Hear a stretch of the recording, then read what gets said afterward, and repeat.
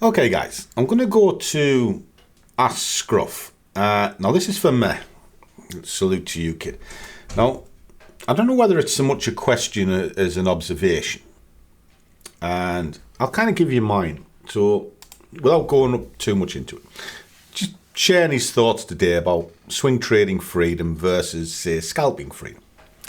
And he feels that the real freedom is in scalping. And then give a little bit of an example of what he was doing and how the essence of it, without reading it all out, you can clearly see it and read it for yourself. Just pause the camera. Is hidden stress. And that's something that I picked up inside of this.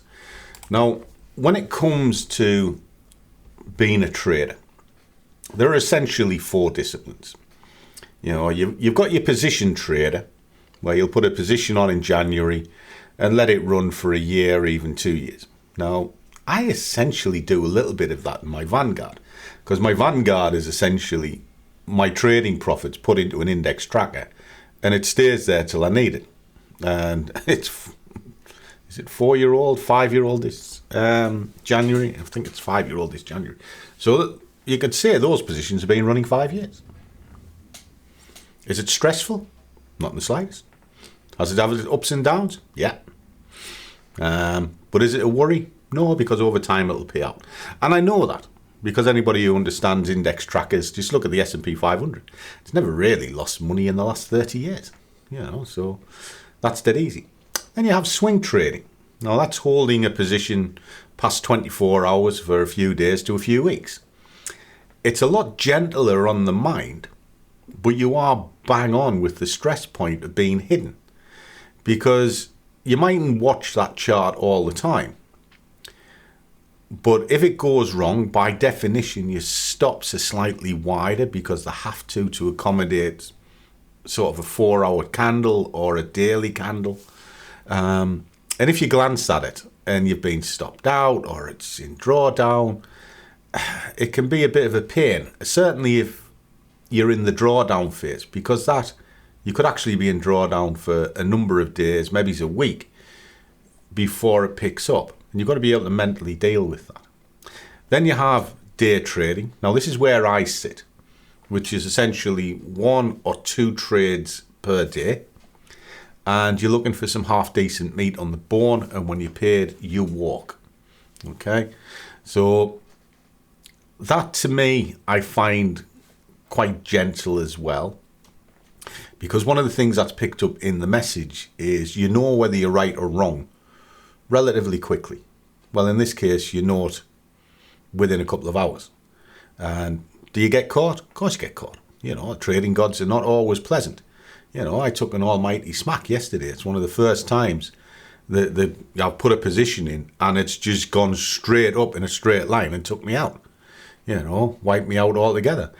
But I accepted it because it doesn't happen that often, and it was planned. So was there stress involved?